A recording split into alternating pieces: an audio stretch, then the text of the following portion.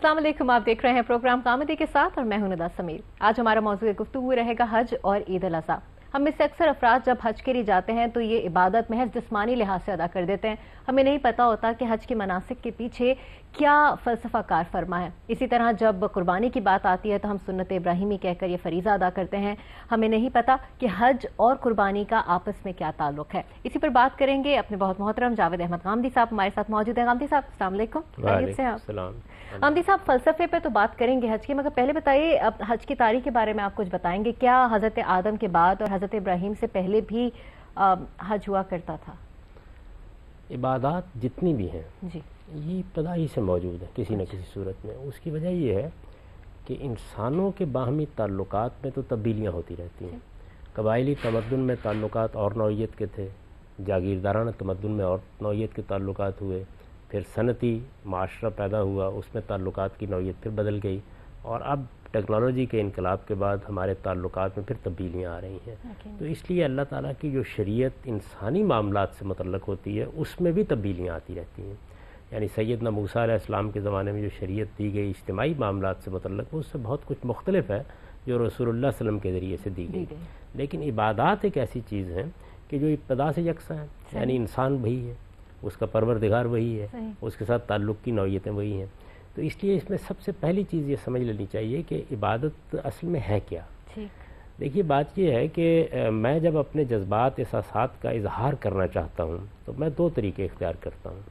मेरे पास खुदा की दी हुई ज़ुबान है, मैं उससे इजहार करूँगा। मुझे किसी से मोहब्बत है, मुझे उसका इजहार करना है। मिसाल के तौर पर माँ ही है, मैं अपने प्यार का इजहार करना चाहता हूँ अपनी माँ से, तो उसके लिए मैं अल्फाज बोलता हूँ। बच्चों के मामले में भी यही होता है। दूसरी चीज़ ये है कि मैं बाज़ अलामती इजहार के तरीके इख्तियार करता हूँ। एक सिंबॉलिक एक्सप्रेशन होता है। ये जो हम मुसाफा करते हैं, मुआनका करते हैं, गले मिलते हैं, किसी की पेशानी चूम लेते हैं, इसी तरह से माँ के पाँव को हाथ लगा लेते हैं, ये सब क्या है? ये दर हकीकत वो चीज़ें हैं जिनसे हम एक तरह से अलामती तौर पर अपनी मोहब्बत का इजहार कर रहे होते हैं। अल्लाह ताला हमारे सामने नहीं है, गुफ्तगू और बातचीत उस तरीके से तो नहीं हो सकती। अब उसके साथ ताल्लुक़ का इजहार करना है तो इसके लिए तमाम मज़ाहिब में अगर आप देखें तो सिंबॉलिक एक्सप्रेशन का तरीका इख्तियार किया गया, अलामती इजहार का तरीका। असल मज़हब तो वही है जो खुदा का दिया हुआ है, उसमें भी शुरू से यही तरीका रहा है। नमाज को भी आप देखें दो हिस्सों में तकसीम है। एक उसके अज़कार हैं जिसमें हम अपनी ज़ुबान से कुछ अल्फाज कहते हैं, अल्लाह अकबर कहते हैं, समी अल्लाहु लिमन हमिदा कहते हैं, सूरह फातिहा पढ़ते हैं, कुरान मजीद का कुछ हिस्सा पढ़ते हैं, ये उसके अज़कार हैं। ये जो आमाल हैं, हम हाथ बांध के खड़े हो गए, हम रुकू में चले गए, हम सजदे में खड़े गए, ये क्या है? खुदा की अज़मत का जो तसव्वुर हमारे जहन में है उसका हम इजहार करते हैं। यानी खुदा के साथ अपने ताल्लुक़ का झुक कर इजहार करते हैं, सजदे में जाके इजहार करते हैं, गोया हमने अपनी पेशानी उसके पाँव में रख दी है। हज की नौइयत भी बिल्कुल यही है। इस वजह से इसके अंदर भी एक फ़लसफ़ा है जिसको सामने रख कर उसकी अलामतों को मनासिक की सूरत दे दी गई है। वो फ़लसफ़ा क्या है? साहब जैसे कि आपने कहा कि अलामत ही है, अलामत से इजहार करना है, तो नमाज तो हम पढ़ते हैं, 5 वक्त रोज़ा भी है, वो भी एक अलामत है अल्लाह ताला से मोहब्बत का। फिर अगर कहीं निकलना ही है तो इंसान मस्जिद तक जाता है, हज क्यों? देखिए मैं वही अर्ज़ कर रहा था कि उसका फ़लसफ़ा समझना चाहिए क्या है। अल्लाह ताला ने कुरान मजीद में हमें एक दास्तान सुनाई है और ये बताया है कि जिस वक्त मैंने आदम को बनाया तो मैंने फ़रिश्तों से भी कहा और जिन्नात से भी कहा कि वो इसके सामने सजदा रेज़ हो जाएं। ये उनका एक इम्तहान था। इसमें फ़रिश्ते कामयाब हो गए, जिन्नात कामयाब नहीं हुए। उनमें से इब्लीस ने और उसके गिरोह के कुछ लोगों ने इनकार कर दिया। इब्लीस ने जब इनकार कर दिया तो उस मौके के ऊपर अल्लाह ताला ने उसको तंबीह की, उसने इस्तिदलाल भी किया। उसने कहा कि ये आपने क्या किया है?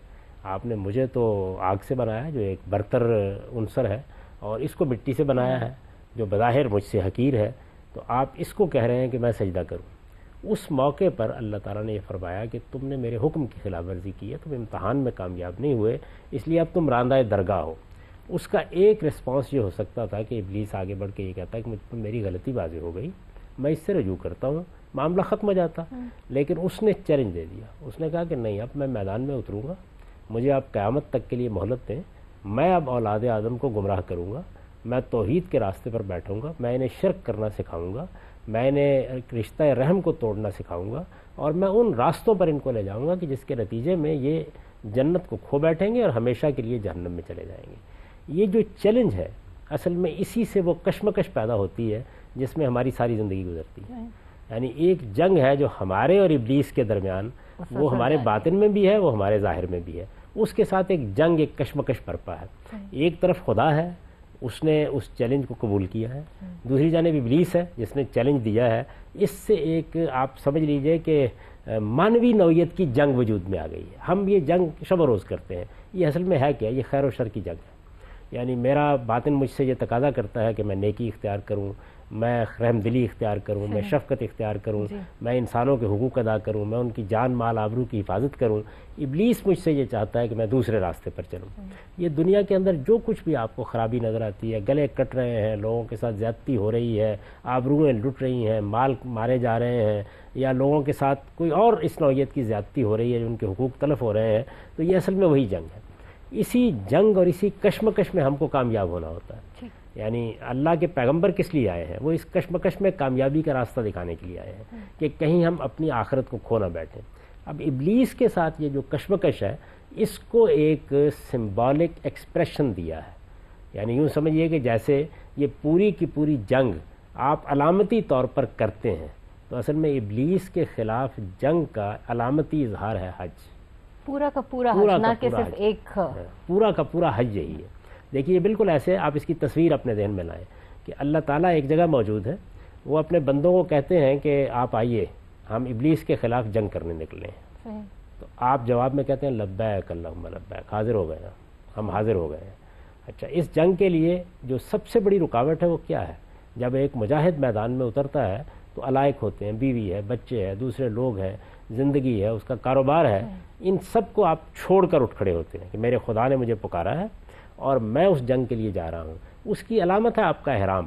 آپ نے دنیا کے سارے لباس اتار دیے اور ایک بالکل سادہ دو چادریں اوڑھ لی اور آپ لبیک لبیک اللہم لبیک کہتے ہوئے وہاں چلے گئے. وہاں جا کے اگر آپ دیکھیں تو آپ ایک وادی میں جا کر، جو مینا کی وادی ہے، وہاں پر بالکل اسی طرح پڑاؤ ڈال دیتے ہیں جس طرح ایک فوج پڑاؤ ڈالتی ہے.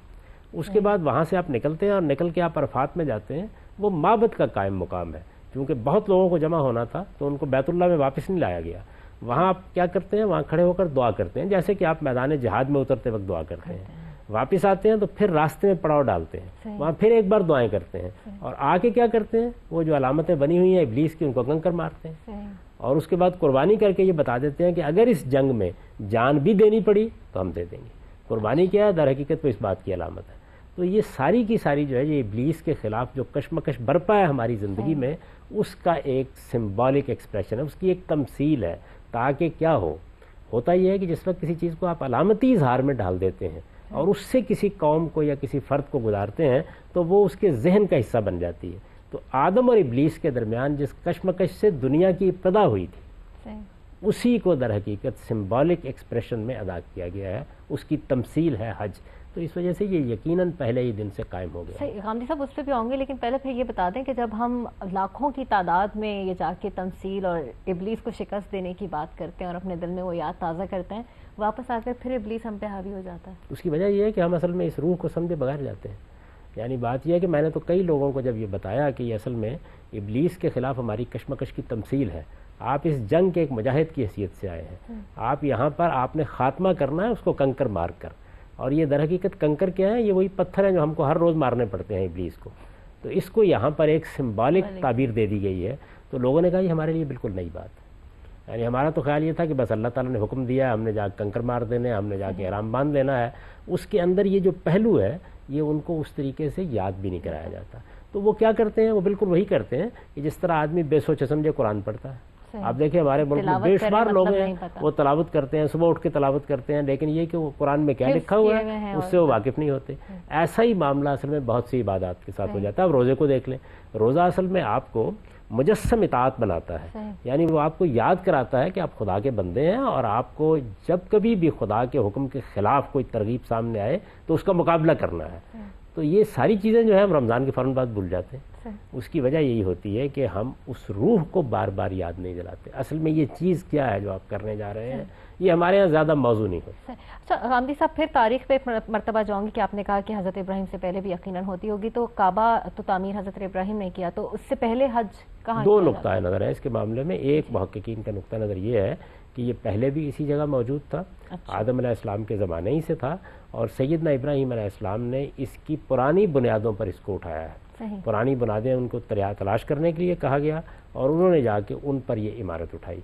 दूसरा नुक्ता नज़र ये है कि उन्हीं से इसकी इब्तिदा हुई, ये पहली बार यहाँ माबद उसी मकसद के लिए बनाया गया। तो ये दोनों नुक्ता नज़र तारीख़ में मौजूद है।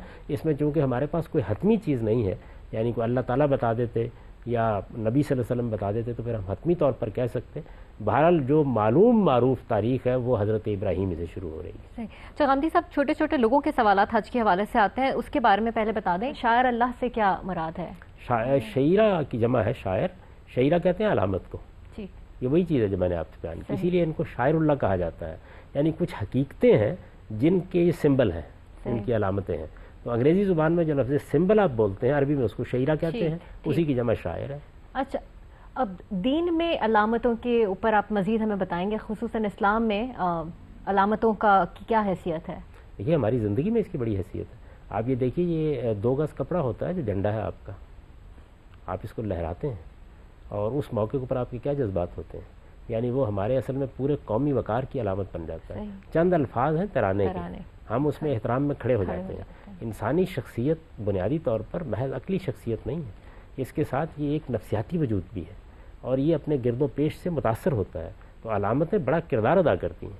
यानी मैं खुद हैरान रह गया इस पर। मैंने ये वाक़या कई बार सुनाया है कि मैं जब पहली मरतबा बाहर गया और वहाँ मलेशिया के सफारत खाने में यौम पाकिस्तान की तकरीब में मुझे जाने का मौका मिला, तो मैं कोई इस तरह के लोगों में से नहीं हूँ कि यहाँ रोएंगे वहाँ रोएंगे, यानी किसी मौत के ऊपर भी शायद कोई 2 आंसू आ गए हों। अचानक जब पाकिस्तान का झंडा लहराया गया तो मैं बिल्कुल ज़ारो कतार रो रहा था। ये जो गैर मामूली ताल्लुक़ होता है अपनी कौम के साथ, अपने मुल्क के साथ, माँ के साथ, बाप के साथ, रिश्तेदारों के साथ, ये मेरी नफ्सियात में उतरा हुआ है, हर इंसान की नफ्सियात में उतरा हुआ है। आखिर क्या वजह है? देखिए हमें अचानक इत्तला मिलती है कि एक बड़ा हादसा हो गया, उसमें 200 लोग मारे गए, हम अफसोस करते हैं, थोड़ी देर बाद ज़िंदगी में मसरूफ़ हो जाते हैं। यही इत्तला अगर अपनी माँ के बारे में मिले, यही बाप के बारे में मिले, शौहर के बारे में मिले, बीवी के बारे में मिले, तो कैसा इस्तराब पैदा होता है। इसका मतलब यह है कि खुदा ने हमारे दिल के अंदर कुछ करीबी ताल्लुकात हैं जिनके लिए बड़ा गैर मामूली इस्तराब रखा है और ये इस्तराब हम हर हाल में इसका इजहार करते हैं। इस इजहार के लिए भी अगर आप देखें तो अलामतें ही हैं। मुसाफा अलामत है, मुआनका अलामत है और बहुत से मोहब्बत प्यार के इजहार के तरीके हैं, वो सब के सब अलामत हैं जितने भी हैं। तो अलामतों की हमारी ज़िंदगी में बड़ी अहमियत है। यही अलामतें हैं जिनको फिर इबादत की सूरत दे दी गई। अच्छा, हज की अलामतों की शरह आप फरमा रहे हैं, लेकिन इसमें कुरान और सुन्नत में इतनी वाज़ेह तौर पर इसकी वजाहत क्यों नहीं की गई? इस सवाल का जवाब मैं आपसे दूंगी एक छोटे से वक्फे के बाद। आप कहीं जाइएगा नहीं।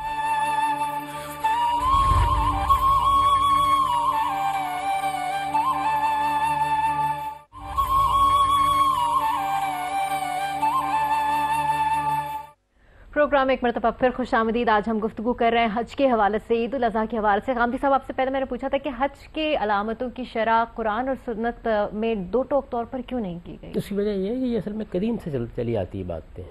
यानी हमारे यहाँ लोगों का आम तस्वुर ये है कि जैसे दीन की इब्तिदा कुरान मजीद से हुई है। कुरान मजीद दीन की आखिरी किताब है, तो ये सारी चीज़ें इससे पहले मौजूद थी। कुरान मजीद में तो नमाज की कोई रकतों का भी जिक्र नहीं है, उसकी तफसीलात भी नहीं है। रोज़े के बारे में भी कोई बड़ी तफसीलात नहीं दी गई, बल्कि एक पहले से मालूम मारूफ चीज़ है, इसको बयान कर दिया गया है। कुरान पूरी तारीख बताता है। वो ये कहता है कि हज की इब्तिदा उसी वक्त हो गई जिस वक्त सैयदना इब्राहीम अलैहिस्सलाम यहाँ आए। वो ये बताता है नमाज की इब्तिदा भी उसी वक्त हो गई। नबी सल्लल्लाहु अलैहि वसल्लम पहले भी लोग नमाज पढ़ते थे, पहले भी रोज़े रखते थे, पहले भी हज करते थे। खुद रसूलुल्लाह सल्लल्लाहु अलैहि वसल्लम ने बेसत से पहले, यानी जब आपको पैगम्बरी दी गई उससे पहले हज किया है और अरब पहले भी हज इसी तरीके से करते थे। तो इस वजह से ये मालूम मारूफ चीज़ें थी और ये इतनी वाज़ेह हैं अगर आप गौर करें। यानी आप आखिर में कंकर मार रहे होते हैं और शैतान की अलामतें बनी हुई हैं। तो ज़रा सा गौर करने के नतीजे में सारी बात समझ में आ जाती है कि ये हकीकत में एक जंग है, जहाद है, जिस पे हम उतरे हैं। हमने आके अपने रब की आवाज़ पर लब्बैक कही है, पड़ाव डाला है। जैसे फ़ौज गर्दिश करती है उसी तरीके से हम ये सब काम कर रहे हैं, इबादत कर रहे हैं। इबादत को असल में उन अलामतों में डाल दिया गया है। दुआ करके वापस आके कंकर मार के कुर्बानी दे के फारिग हो जाते हैं। सही। अच्छा गांधी साहब, हज के लाज़मी मनासिक और गैर लाज़मी मनासिक भी हैं, इस बारे में? हज के जो लाज़मी मनासिक हैं उनमें सिर्फ सही शामिल नहीं है। यानी जो आप सफ़ा और मरवा के दरमियान सही करते हैं वो है जिसके बारे में कुरान ने वजाहत कर दी है कि वो एक नफल इबादत है। और नफल इबादत यही होती है कि जिसमें आप अगर करते हैं तो आपको अजर मिलता है, अगर किसी वजह से छोड़ना पड़ जाए तो उसके ऊपर कोई मुआवजा नहीं होता। यानी कि अगर सही नहीं की तो भी हज कबूल है, उम्रा भी हो जाएगा, हज भी हो जाएगा। ठीक है। अच्छा, मनासिक हज के कौन कौन से लाजमी अज्जा आपने लाजमी अज्जा क्या हैं? देखिए हज में तो ये होता है ना कि आप मिना में जाते हैं, वहाँ क़याम करते हैं, صبح اٹھ کے آپ عرفات میں چلے جاتے ہیں، عرفات میں وقوف ہوتا ہے، وہاں کوئی اور کام نہیں ہوتا، یعنی آپ کھڑے ہو کے دعا کرتے ہیں اپنے اللہ تعالیٰ سے، دعا کرتے ہیں اور پھر مغرب تک کم و بیش دعا کرتے رہتے ہیں، وہاں سے واپس آتے ہیں، وہاں سے واپس آ کے آپ دونوں نمازیں ملا کے پڑھتے ہیں، مزدلفہ میں رات کو قیام کرتے ہیں، آ کے پھر مینا میں کنکر مارتے ہیں، اس کے بعد قربانی کرتے ہیں، بال منڈوا دیتے ہیں۔ یہ اصل میں پرانی علامتیں ہیں، یہ بال منڈوانا مثال کے طور پر۔ اسی طرح جو معبد کے پھیرے ہیں جس کو آپ طواف کہتے ہیں، یعنی جب قربانی کی جاتی تھی قدیم زمانے میں، آپ نے دیکھا ہوگا یہ ہندوؤں کے ہاں اب بھی آپ کے یہاں شادی ہوتی ہے تو پھیرے لیے جاتے ہیں، یعنی یہ حقیقت میں اپنے آپ کو، جیسے وہاں آگ کو مرکز بنا لیا جاتا ہے، ہمارے ہاں معبد کو مرکز بنایا جاتا ہے، یعنی بیت اللہ ایک مرکز کی حیثیت رکھتا ہے۔ تو جب پرانے زمانے میں، قدیم زمانے میں قربانی کی جاتی تھی تو آپ قربان جس کو کرتے تھے اس کو معبد کے سامنے پھیرے دلاتے تھے۔ یہ بالکل وہی چیز ہے، اسی سمبل کو قائم رکھا گیا ہے، گویا آپ نے اپنے آپ کو اس پر نثار کر دیا، آپ نے جسے کہتے ہیں نا ہمارے یہاں قدیم تعبیر ہے وار دیا، تو بالکل یہی صورت ہوتی ہے کہ آپ ان پھیروں کے ذریعے سے یہ کرتے ہیں۔ یہ جو معبد کے گرد بھی پھیرے لگائے جاتے ہیں یہ بیت اللہ کا طواف ہے، معبد کے سامنے بھی پھیرے لگائے جاتے ہیں، وہ صحیح ہے۔ سوشل میڈیا پہ میں بہت زیادہ دیکھتی ہوں، ہمارے دوست حضرات بھی جاتے ہیں حج کے لیے، عمرے کے لیے، بار بار چونکہ ہم سادگی کی بات کر رہے ہیں اور کہ اللہ تعالیٰ کے پاس سب ایک طریقے سے پہنچے، ہم دیکھتے ہیں کہ اب حج بھی ایک اسٹیٹس سمبل بن گیا ہے۔ اس میں ایک درجہ عام لوگوں کا ہے جس میں غریب ساری عمر کی جمع پونجی جمع کر کے جاتے ہیں، پھر جو کہ عمرہ کا طبقہ ہے، وی آئی پی حج ہوتا ہے، وی آئی پی حج ہوتا ہے کہ آپ خانہ کعبہ کے سامنے آپ کو ہوٹل ملے گا، یا آپ لوگ تصاویر اپنی ڈالتے ہیں کہ ہم کلاک ٹاور مکہ میں ٹھہرے ہوئے ہیں، ہمارے روم سے جو ہے یہ خانہ کعبہ کا ویو نظر آ رہا ہے اور ہوٹل میں اذان دی جا رہی ہے۔ تو اس کو آپ کس نظر سے دیکھتے ہیں؟ لوگ یہاں پر بھی اپنی فضیلتیں جو ہیں وہ محسوس کرتے ہیں؟ دیکھیے یہ بڑی افسوسناک بات ہے، یہ فرق تو ہوگا، آپ سفر کرتے ہیں کسی بھی مقصد کے لیے تو اس میں آپ کے پاس اگر مالی حالات آپ کے اچھے ہیں تو اس کا ظہور ہو جائے گا، لیکن اس ظہور کو نمود بنا لینا، اس کو نمائش بنا لینا، اس کو آپ لوگوں کو دکھانے کے لیے استعمال کریں تو یہ تو بڑی ہی پستی ہے، ذہنیت ہے، اس سے ہر انسان کو بلند ہونا چاہیے۔ یعنی رسالت میں آپ صلی اللہ علیہ وسلم نے ہمیں یہ تعلیم دی ہے کہ ہم اپنے لباس میں، رہن سہن میں، ہر چیز میں اس بات کا لحاظ رکھیں کہ وہ لوگوں کے لیے نمائش کی چیز نہ بنے۔ ایک حدیث کے اندر اس کو لباس شہرت کہا گیا ہے، یعنی آپ لوگوں کی نگاہوں میں اپنے آپ کو بڑا کرنے کے لیے بعض اقدامات کرتے ہیں، لیکن جہاں تک کہ انسان کا تعلق ہے اس کے مالی حالات ظاہر ہے، اس کے سفر پر بھی اثر انداز ہوں گے، رہن سہن پر بھی۔ اس میں کوئی پابندی نہیں ہے کہ آپ مینا پہ خاک کے بستر پہ سو رہے ہیں یا آپ کے لیے باقاعدہ بستر لگایا ہے؟ نہیں، وہاں تو یہی کرنا پڑے گا۔ دیکھیے جس وقت آپ حج کے لیے نکل کھڑے ہوتے ہیں تو اس وجہ سے وہاں تو بڑی سختی کے ساتھ، وہاں تو آپ کو خاکسار ہونا ہے، اسی آپ وہاں مینا میں بھی چونکہ اے سی ٹینٹس بھی ہوتے ہیں اور پراپر بستر بھی لگائے جاتے ہیں، اسی وجہ سے ہم پوچھ رہے ہیں۔ یہ کسی حال میں بھی مناسب نہیں ہے۔ دیکھیے آپ نے سفر جیسے بھی کر لیا، آپ نے کر لیا، آپ نے کہیں قیام کرنا ہے تو آپ نے کر لیا، لیکن جس وقت آپ اس عبادت میں اترتے ہیں تو پھر سب کے لیے ایک ہی نظام ہونا چاہیے۔ وہاں پر کوئی عمارتیں بنانا، وہاں پر کوئی اس نوعیت کا فرق پیدا کرنا، یہ میرے نزدیک کسی حال میں بھی ٹھیک نہیں ہے۔ وہاں تو سب کو ایک سانچے میں ڈل جانا چاہیے۔ لباس، آپ کا لباس ایک کر دیا گیا، آپ کا رہنا ایک کر دیا گیا، آپ کا اٹھنا ایک کر دیا گیا، آپ کا بیٹھنا ایک کر دیا گیا۔ وہاں پر تو اگر کوئی ٹرین آپ چلاتے ہیں تو پھر وہ سب کے لیے ہے، وہاں کوئی بس ہے تو پھر وہ سب کے لیے ہے۔ نہ وہاں سواریوں میں فرق کرنا چاہیے، نہ رہن سہن میں فرق کرنا چاہیے، نہ کھانے پینے میں فرق کرنا چاہیے، اس کو بالکل ایک سطح پر لانا چاہیے۔ شاہ اور گدا، اگر بادشاہ بھی کوئی حج کرنے کے لیے گیا ہے تو وہ اسی جگہ مینا میں جا کے اپنا بستر لگائے گا، اسی جگہ بیٹھے گا، عرفات میں اسی طرح جا کر کھڑا ہوگا، یعنی اس میں کوئی تفاوت یا تفریق کسی حال میں نہیں ہونی چاہیے۔ بہت خوب۔ حامدی صاحب یہ بھی فرمائے گا، کہا جاتا ہے کہ جو میدان عرفات میں حاجی گیا ہے وہ اپنے تمام گناہ بخشوا کے وہاں سے نکلتا ہے، اسی لیے ہم نے اکثر لوگوں کو دیکھا ہے کہ بار بار حج کرتے ہیں، ان کو پتا ہے کہ وہ ملاوٹ کر رہے ہیں یا غیر معمولی رقوم پہ اپنی اشیاء بیچ رہے ہیں جو کہ درست نہیں ہے، مگر ان کا مقصد یہ ہوتا ہے کہ ہم پھر ایک دفعہ حج کر کے آئیں گے، پھر ہمارے تمام پرانا اکاؤنٹ جو ہے وہ کلیئر ہو جائے گا۔ ایسے لوگوں کے لیے آپ کیا کہیں گے؟ پہلے تو ایک بنیادی بات سمجھ لیجئے کہ یہ جو حقوق و لباس سے متعلق گناہ ہوتے ہیں یہ کبھی معاف نہیں ہوتے ہیں، ان کے لیے آپ کو تلافی کرنی پڑتی ہے۔ جب آپ نے ملاوٹ کی ہے تو اصل میں آپ نے دوسرے آدمی کے ساتھ زیادتی کر لی ہے، آپ نے اس کا حق تلف کر لیا ہے، یہ آپ کو ادا کرنا پڑے گا، اس کے سوا کوئی چارہ نہیں۔ رشوت آپ نے لے لی تو واپس کرنی پڑے گی، یعنی یہ نہیں ہو سکتا کہ آپ نے کسی غریب کے پلاٹ پر قبضہ کر لیا اور آپ جا کے حج کرائیں، عمرہ کرائیں، یہ معاف ہو جائے گا۔ حقوق العباد جتنے بھی ہیں ان کی معافی کے لیے ضروری ہے کہ آپ توبہ بھی کریں، آپ تلافی بھی کریں، یعنی اس معاملے کو چھوڑیں۔ اگر آپ کے پاس کوئی چیز ہے کسی کی تو اس کو ادا کریں، حق تلف کیا ہے تو اس حق کا ازالہ کریں، اس کے بغیر اس کی معافی کا کوئی امکان نہیں۔ بلکہ اس میں ایک مزید بات یہ ہے کہ قیامت میں بھی آپ کو اس شخص سے معاملہ کرنا پڑے گا، یعنی جب لوگ قیامت میں اٹھیں گے تو حقوق العباد کے معاملے میں، جو بندوں کے حقوق ہیں، ان میں اللہ تعالیٰ کہے گا کہ یہ وہ آدمی ہے، اس کے ساتھ آپ نے زیادتی کی تھی، اس کو گالی دی تھی، اس کو آپ نے قتل کیا تھا، اس کے ساتھ کوئی آپ نے ظلم کیا تھا، اب اس کو راضی کیجئے. یہی وجہ ہے کہ اس کے بارے میں یہ بتایا گیا کہ وہاں آپ کے پاس دینے لینے کے لیے کچھ نہیں ہوگا، آپ کے پاس صرف نیکیاں ہوں گی جو آپ دے کے اپنی جان چھڑا سکیں گے، اس کے پاس برائیاں ہوں گی، اگر وہ نہیں راضی ہوگا تو آپ کو لینی پڑیں گی. تو یہ بڑی خطرناک صورتحال ہے، اس لیے اس کا تو ہر حال میں لوگوں کو واضح طور پر اپنے ذہن سے اس تصور کو نکال دینا چاہیے کہ وہ اپنے یہ گناہ معاف کرا لیں گے. اللہ تعالیٰ سے متعلق جو گناہ ہیں وہ یقیناً معاف ہو جاتے ہیں. وہ بہت کرم کرنے والا ہے. آپ حج کرتے ہیں، آپ بڑا سفر کر کے جاتے ہیں، دیکھیے اللہ تعالیٰ سے متعلق جو گناہ ہوتے ہیں وہ جانتا ہے اور بندہ جانتا ہے. انسانوں سے متعلق گناہ، آپ نے کسی کی غیبت کی ہے، آپ نے کسی کو دھوکہ دیا ہے، کسی کو فریب دیا ہے، یہ تو آپ کو اس آدمی سے معاف کرانا ہے، اس کے علاوہ کوئی چارہ نہیں ہے. وہ کیسے معاف کر سکتے ہیں؟ اس لیے یہ کوئی ایسا گناہ کہ جس کی تلافی ضروری ہے وہ نہ حج سے معاف ہوتا ہے نہ عمرے سے معاف ہوتا ہے. ہاں ایک بات ہے، وہ یہ ہے کہ آدمی نے پوری ذمہ داری کے ساتھ یہ محسوس کیا کہ مجھ سے یہ غلطی ہوئی، اس نے چاہا کہ وہ تلافی کرے، اس کو موقع نہیں مل سکا، تو اس کے بارے میں وہ توقع کر سکتا ہے کہ وہ اپنے رب سے درخواست کرے کہ پروردگار مجھے معاف کر دے، میں چاہتا ہوں تلافی کرنا، میرے پاس کوئی راستہ نہیں ہے، یعنی کسی ایسی مجبوری میں تو ہو سکتا ہے کہ اللہ تعالیٰ معاف کر لیں، ورنہ یہ ہے کہ یہ آپ لوگوں کے معاملے میں یہ تصور نہ رکھیں. تو ہم سب حج فرض عبادت ہے، ہم دیکھتے ہیں بہت سارے لوگ استطاعت کے باوجود حج نہیں کرتے، اور بہت سارے لوگ اپنی آخر عمر کا انتظار کرتے رہتے ہیں کہ شاید تمام گناہ اکاؤنٹ میں جمع ہو جائے تو ایک ساتھ دھلوا کر آ لیے جائیں. ایسے لوگوں کے بارے میں کیا کہا جانا چاہیے؟ دیکھیے یہ تو تب ہو کہ جب مجھے یا آپ کو ضمانت دی گئی ہو کہ ہم کب تک جئیں گے. بالکل، اگلی موت کا فیصلہ تو اگلے لمحے میں ہو سکتا ہے.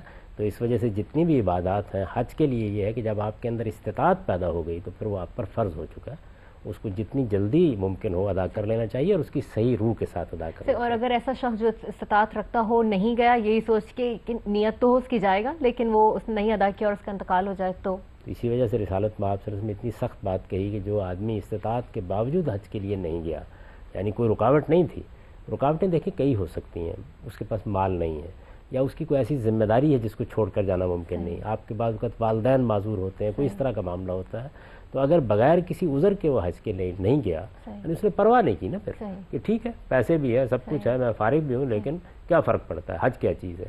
تو پھر یہ فرمایا کہ پھر اللہ کو اس سے کوئی دلچسپی نہیں کہ وہ یہودی ہو کر مرے گا یا نصرانی ہو کر مرے گا. بڑی بات، تو یہ بہت بڑی بات. غامدی صاحب استطاعت کی وضاحت کریں گے؟ استطاعت کس کے لیے؟ کہ جس کے پاس پیسے ہیں اس کے اوپر فرض ہے، ورنہ ایک شخص ہے جس کے پاس مال جمع ہے اور اس کی بچیاں ہیں، جس کو پتہ ہے کہ آگے جا کے اس کو شادی کرنی ہے اور اس کو اس مال کی ضرورت پڑے گی، ایسے شخص پہ بھی حج لازم ہے؟ دیکھیے بات یہ ہے کہ جو اس کی ناگزیر ضرورتیں ہیں ان سے زائد رقم ہوگی تو وہ حج کرے گا. یعنی آپ یہ نہیں کہہ سکتے کہ وہ اپنا کھانا پینا بند کر دے، یہ تو نہیں کہہ سکتے کہ اگر اس کو ایک چھت چاہیے تو وہ اس سے پہلے حج کرائے جا کے. تو یہ کوئی آدمی اپنے طور پر فیصلہ کرنا چاہے تو کرے، ورنہ ہمارے دین میں یہی ہوتا ہے کہ جب آپ کی ضروریات جو ناگزیر ضرورتیں ہیں، یعنی ایک تو یہ ہے نا کہ آپ عیش و عشرت پر روپیہ خرچ کر رہے ہیں، جو ناگزیر ضرورتیں ہیں ان کو پورا کرنے کے بعد پھر آپ حج کے لیے جائیں. اور اس میں اس کا انتظار نہیں کرنا چاہیے کہ بڑھاپا آ جائے.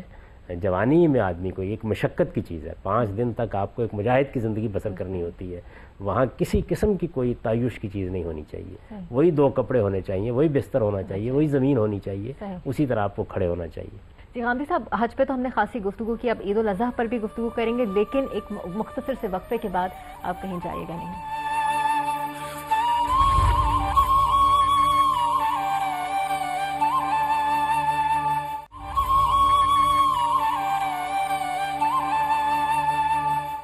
پروگرام میں ایک مرتبہ پھر خوش آمدید. حج اور عید الاضحیٰ کے حوالے سے گفتگو کر رہے ہیں ہم غامدی صاحب کے ساتھ. غامدی صاحب، عید پر آؤں گی، ایک آخری سوال حج کے حوالے سے.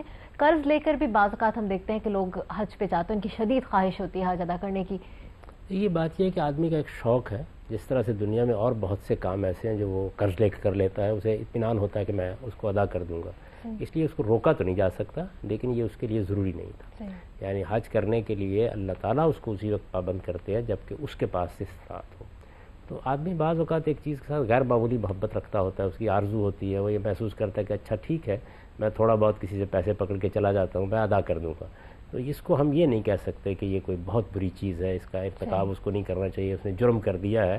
زیادہ سے زیادہ یہ کہہ سکتے ہیں اس کو بھائی اپنے شوق کو آپ اس حد تک نہ بڑھائیں، آپ کوشش یہی کریں کہ آپ کی اپنی استطاعت ہو تو آپ جائیں، کیونکہ اس کا امکان ہے کہ آپ قرض لے بیٹھیں گے، اس کو ادا کرنے میں مشکلات ہوں گی، وہ نہ ہو کہ آپ کسی مصیبت میں اپنے آپ کو ڈال لیں، اللہ یہ نہیں پسند کرتا. غامدی صاحب، عید کے حوالے سے حج اور عید الاضحیٰ کے تعلق پر تھوڑا سا اختصار سے آپ پہلے ذکر کر چکے ہیں، وہ قربانی اللہ کے قربت کا ذریعہ کیسے بنتی ہے اس پہ بتائیں گے، اور اس کی بڑی عید کیوں کہا جاتا ہے عید الاضحیٰ کو؟ بڑی عید تو خیر ہمارے یہاں بر صغیر میں کہا جاتا ہے، مگر یعنی اس میں چونکہ بڑا اہتمام ہوتا ہے اور 2-3 دن تک عید رہتی ہے اور قربانی کی جاتی ہے، جانور خریدے جاتے ہیں، تو کھانا پکانا بہت ہوتا ہے، تو لوگوں نے اس کو بڑی عید کہنا شروع کر دیا، ورنہ یہ بڑی عید کوئی مذہبی چیز نہیں ہے، یعنی ایسا نہیں کہ رسالت مآب صلی اللہ علیہ وسلم نے یا انبیاء علیہ السلام نے اس کو کوئی بڑی عید سے تعبیر کیا، عید الفطر کی فضیلت کم ہو۔ جی ہاں، اس کا ہرگز مطلب نہیں ہے، یعنی دونوں عیدیں ہیں۔ دیکھیے ان دونوں کی تاریخ بھی ہمیں معلوم ہے کہ رسالت مآب صلی اللہ علیہ وسلم جب مدینہ تشریف لائے تو وہاں آپ کو یہ معلوم ہوا کہ یہود بہت سی عیدیں مناتے ہیں۔ عید منانا یہ بجائے خود انسانی فطرت کا تقاضا ہے۔ ہمیں ایک ملک ملا تو ہم یوم پاکستان کی تقریب منعقد کرتے ہیں، یہ بھی حقیقت میں اسی چیز کا ظہور ہے، عید خوشی کا نام، موسموں سے تہوار پیدا ہو جاتے ہیں، اور تہوار ہے نا ایک، یعنی تہوار بجائے خود انسانی فطرت کا ایک ظہور ہے۔ انسان یہ چاہتا ہے کہ وہ جمع ہو، لوگوں سے ملے ملائے، یعنی انسان کے اندر ایک معاشرتی وجود پایا جاتا ہے، معاشرتی شخصیت پائی جاتی ہے، جس طرح اس کا اظہار ملنے ملانے میں تقریبات میں ہوتا ہے، شادی بیاہ میں، اسی طریقے سے اس کا اظہار تہواروں میں بھی ہوتا ہے۔ تہوار بسا اوقات قومی سطح پر آپ کو ایک جگہ جمع کر دیتے ہیں، اور یہ موسموں سے پیدا ہوتے ہیں یا آپ کے حالات سے پیدا ہوتے ہیں۔ تو رسالت مآب صلی اللہ علیہ وسلم جب تشریف لائے تو وہاں بتایا گیا کہ اس طرح یہود کے یہاں کچھ تہوار ہیں، تو آپ نے فرمایا کہ اللہ نے ان کی جگہ ہمارے لیے 2 تہوار مقرر کر دیے ہیں، عید الاضحیٰ اور عید الفطر، تو دونوں کی حیثیت بالکل برابر ہے۔ ایک میں آپ روزے کی عبادت سے گزرتے ہیں، اللہ کا شکر ادا کرتے ہوئے 2 رکعت نماز پڑھتے ہیں، اور ایک تہوار اس موقع پر مناتے ہیں جس کو عید الفطر کہا جاتا ہے۔ گویا رمضان جیسا مہینہ آیا جس میں آپ نے روزے رکھے، اللہ کی عبادت کی، اس کی بندگی کا حق ادا کیا، اپنے آپ کو اس کی اطاعت کے لیے تیار کیا، آپ اس عبادت سے کامیاب ہو کر گزرے، آپ کو اللہ نے یہ سعادت دی کہ آپ روزے رکھیں، تو آپ اس کی شکر گزاری میں عید مناتے ہیں۔ یہاں کیا کیا گیا؟ یہاں یہ ہے کہ حج چونکہ ایک بہت بڑی عبادت ہے، تو آپ دیکھیں کہ حج کے مناسک پر ہم نے گفتگو کی، تو اس میں کلمینیشن کیا ہے، منتہائے کمال کیا ہے؟ قربانی، یعنی جب بھی آپ جنگ کریں گے تو اس کا منتہائے کمال کیا ہے؟ شہادت، یعنی آپ اپنی جان دے دیتے ہیں۔ وہاں پر بھی آخری عمل یہی ہوتا ہے کہ آپ قربانی کرتے ہیں۔ قربانی کے بعد بس پھر صرف الوداعی نوعیت کے معاملات ہوتے ہیں، آپ حرم میں آتے ہیں، آ کے ایک طواف کرتے ہیں اور گھر کے لیے رخت سفر باندھ دیتے ہیں، تو قربانی اس کا منتہا ہے۔ ساری دنیا کو وہاں نہیں لے جایا جا سکتا، کسی کے پاس استطاعت نہیں ہوگی، یعنی حج ایک بہت بڑا ایونٹ ہے نا، آپ سمجھیں، ساری دنیا سے لوگ جمع ہوئے ہیں، وہ اس ایک تمثیل کا حصہ بنے ہیں، اور پھر وہ اپنے رب کے لیے شیطان کے خلاف لڑنے کے لیے آ گئے ہیں۔ آخر میں اس کی آپ قربانی کرتے ہیں، تو آخری چیز کو لے کے ساری دنیا پھیلا دیا جائے، تاکہ آپ بھی ذہنی اور نفسیاتی لحاظ سے سب لوگوں کے ساتھ شریک ہو جائیں۔ بڑی خوبصورت بات ہے۔ تو عامر صاحب، عید تھوڑا سا میں ہٹ رہی ہوں عید الاضحیٰ سے، کیونکہ آپ نے یہودیوں کا ذکر کیا رسول اللہ کے زمانے میں، تو کیا دوسرے مذاہب کے لوگ جو تہوار مناتے ہیں، اپنی عیدیں مناتے ہیں، ان کے ساتھ اس میں شریک ہو جانا محبت بڑھانے کے لیے، اتحاد کے لیے، کیونکہ اب کرسمس پہ بہت سارے لوگ سوال کرتے ہیں، تو کیا یہ آپ کو دائرہ اسلام سے خارج کر دیتا ہے؟ اس کا کوئی تعلق دائرہ اسلام کے خارج ہونے سے نہیں ہے۔ دیکھیے، ہمیں صرف ان چیزوں میں شریک نہیں ہونا چاہیے جن کے اندر یا تو مذہبی لحاظ سے کوئی غلط کام ہے۔ مثال کے طور پر ہم شرک نہیں کریں گے، ہم ایک خدا کے ماننے والے ہیں، تو اگر کسی موقع پر شرک کیا جا رہا ہے تو ہم اس میں شریک نہیں ہوں گے۔ یا اسی طرح اگر کوئی غیر اخلاقی بات ہو رہی ہے تو اس سے ہمیں اجتناب کرنا چاہیے۔ ہمارا مذہب صرف 2 چیزوں سے تعلق رکھتا ہے، یعنی خدا کے ساتھ کسی کو شریک نہ ٹھہرایا جائے، اور اخلاقی حدود کی پابندی کی جائے، ہر حال میں ان کا احترام کیا جائے۔ سیدنا مسیح علیہ السلام کی پیدائش کا دن ہے کرسمس، تو سیدنا مسیح علیہ السلام تو ہمارے بھی پیغمبر ہیں، ہم ان کو نہ مانیں تو ہم مسلمان نہیں ہو سکتے، تو اس وجہ سے ان کی خوشی کی تقریب میں شریک نہ ہونے کی کیا وجہ ہے؟ اگر ہمارے ہمسائے میں کچھ مسیحی رہتے ہیں، ہمیں ان کو مبارک بھی دینی چاہیے، ان کی خوشی میں شریک بھی ہونا چاہیے۔ اگر ہمیں ان سے کوئی بات کرنی ہے، ہمارے روابط نہیں ہوں گے، تعلقات نہیں ہوں گے، ملنا جلنا نہیں ہوگا، تو کیسے ان کے ساتھ بات کریں گے؟ تو اس لیے میرے نزدیک اس طرح کی چیزوں کو جو لوگ مسئلہ بنا لیتے ہیں، وہ اصل میں معاشرتی اور سماجی تقاضوں کو سمجھنے میں غلطی کرتے ہیں۔ غامدی صاحب، ابھی آپ نے بتایا کہ حضور پاک نے کہا کہ ہمارے لیے، مسلمانوں کے لیے 2 تہوار اب مقرر ہوں گے، تو قربانی کا تعلق تو حضرت اسماعیل علیہ السلام سے ہے، تو پھر اس عید کی ابتدا آپ صلی اللہ علیہ وسلم سے کیوں ہوئی ہے؟ یعنی اس سے پہلے تو حج کے موقع پر ہی قربانی ہوتی تھی، مسلمان اس طرح ساری دنیا میں نہیں پھیلے ہوئے تھے، وہیں حرم میں لوگ رہتے تھے، وہ آتے تھے، حج کرتے تھے اور اس موقع پر قربانی بھی کر لیتے تھے۔ تو رسالت مآب صلی اللہ علیہ وسلم نے جب پوری امت کی تشکیل کی تو اس کو پھیلانا شروع کر دیا، اس سے عید الاضحیٰ کا ایک تہوار دور دور بھی لوگ ہوں گے جو کہ نہیں آ سکے۔ رسالت مآب صلی اللہ علیہ وسلم کی جب بعثت ہوئی ہے تو اس وقت تو آپ مکے میں آئے تھے، 235-36 لوگ تھے جن کو لے کر آپ مکے سے نکلے ہیں، اس وقت اتنے ہی لوگ تھے، تو وہاں کہاں عید الاضحیٰ منانے کے لیے آپ کو مراکش اور انڈونیشیا تک جانا تھا؟ جب امت کے پھیلنے کا امکان ہو گیا تو آپ نے یہ دونوں تہوار مقرر کیے، اور قربانی کے اس عمل کو بھی، یہ اگر آپ یہ دیکھیں تو وہاں حج ہو رہا ہوتا ہے، ایک عظیم عبادت سے لوگ گزر رہے ہوتے ہیں، ہم میں سے کوئی بھی ان مناسک کی تمنا کرتا ہے کہ ہم کاش جائیں وہاں، لیکن اگر فرض کر لیجیے استطاعت بھی ہو تو آپ ہر سال تو نہیں جا سکتے، یہ قربانی کی عبادت آپ کو ہر سال اس سے متعلق کر دیتی ہے۔ صحیح۔ اچھا غامدی صاحب، جیسے کہ آپ نے ذکر کیا تو محسوس ایسا ہوتا ہے کہ حضور پاک سے پہلے حج تو وہاں پر ہوتا تھا، قربانی بھی آپ نے کہا ہوتی تھی، لیکن عید نہیں منائی جاتی تھی وہاں پر، یہ اس طرح کے عید کا تہوار نہیں تھا۔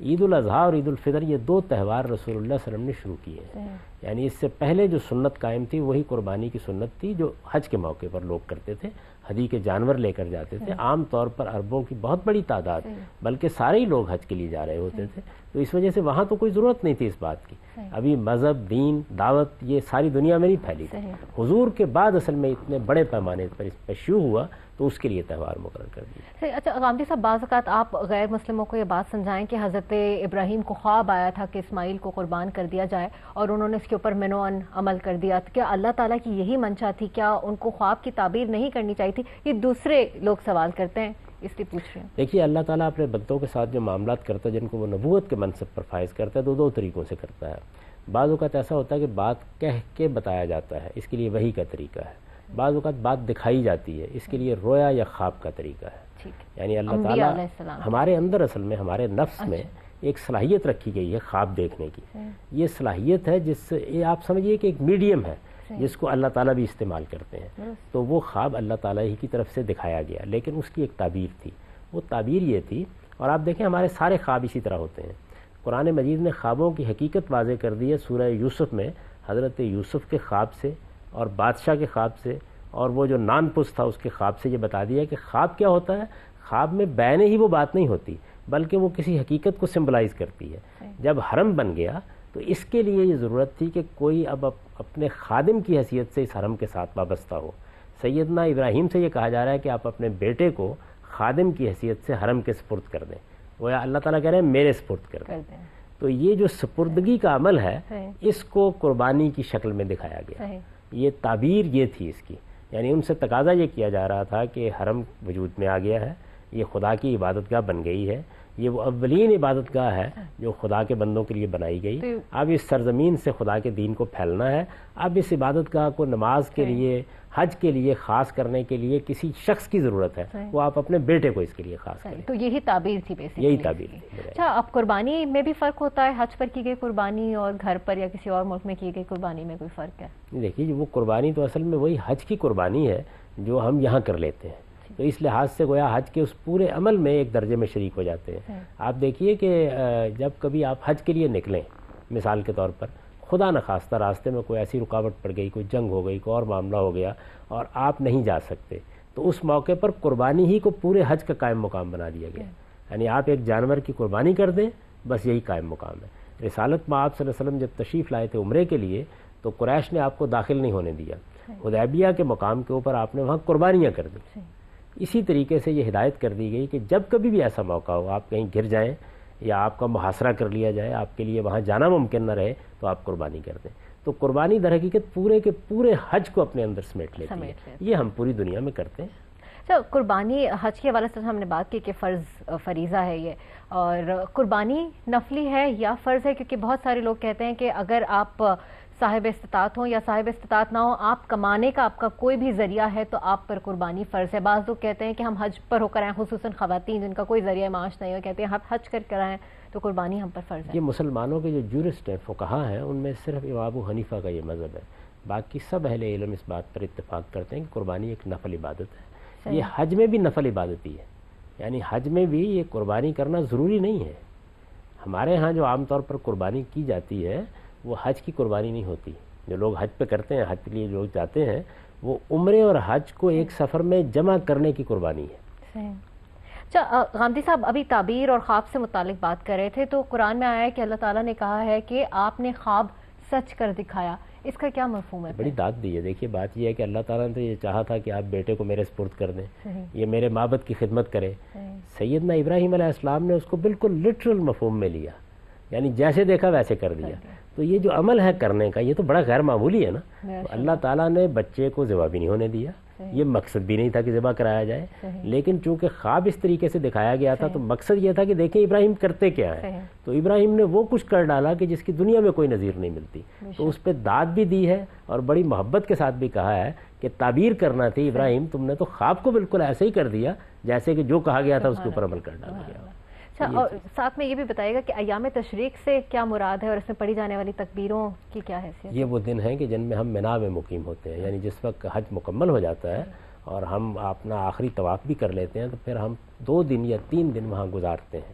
وہ ایک طرح سے گویا یوں سمجھ لیجئے کہ جیسے آپ نے جنگ سے فارغ ہو گئے تو اب سب مل کے کھائیں گے اور پکائیں گے اور ملیں گے اور بیٹھیں گے اور خدا کو یاد کریں گے, تو وہ ایام تشریق کہلاتے ہیں.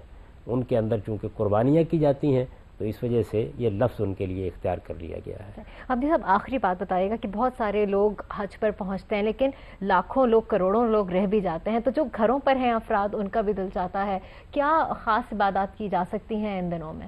ان کے لیے یہ عبادت موجود ہے قربانی کی, اسی مقصد کے لیے ہے. وہ شوق سے قربانی کریں اور یہی خیال کریں کہ ہم وہاں شریک ہو رہے ہیں. جس طریقے سے وہاں ایک حج کا خطبہ ہوتا ہے, 2 رکعت نماز پڑھی جاتی ہے, اسی طرح کی 2 رکعت نماز عید الاضحیٰ کے موقع پر پڑھی جاتی ہے. تو اللہ تعالیٰ نے خود اس کا بندوبست کر دیا ہے کہ وہ اگر نہیں جا سکتے ہیں تو وہ عید الاضحیٰ کو اس جذبے کے ساتھ منائیں, اس کی اصل روح کے اوپر توجہ کریں, یہ دیکھیں کہ اس میں در حقیقت وہ جانور کو قربان نہیں کر رہے, وہ اصل میں یہ کہہ رہے ہیں کہ اللہ کی راہ میں اگر مجھے اپنی جان بھی دینی پڑی تو میں اس سے دریغ نہیں کروں گا. اور اس کے سمبل کو سمجھ کے ادا کریں, محض اسے قربانی کے طور پر نہ. شاعر کے معاملے میں یہی حقیقت ہے کہ آپ یہ سمجھیں کہ وہ علامتیں ہیں, ان کی حقیقت کیا ہے, وہ حقیقت سامنے رہنی چاہیے. بہت بہت شکریہ غامدی صاحب آپ کی گفتگو کا. آپ نے سنی آج کی گفتگو. اگر حج کو اس کے فلسفے کے تحت, اس کی روح کے مطابق ادا کیا جائے تو لوگوں کی زندگیاں تبدیل ہو سکتی ہیں. اور میں اور آپ, ہم میں سے جو افراد آج تک حج پہ نہیں جا سکے ہیں, اللہ تعالیٰ سے دعا ہے کہ اللہ تعالیٰ ہمیں بھی بلائے اور ہمیں بھی یہ فضیلت حاصل ہو. مجھے دیجیے اجازت, اگلے ہفتے پھر آپ سے ایک نئے موضوع کے ساتھ ملاقات ہوگی. تب تک کے لیے اللہ حافظ.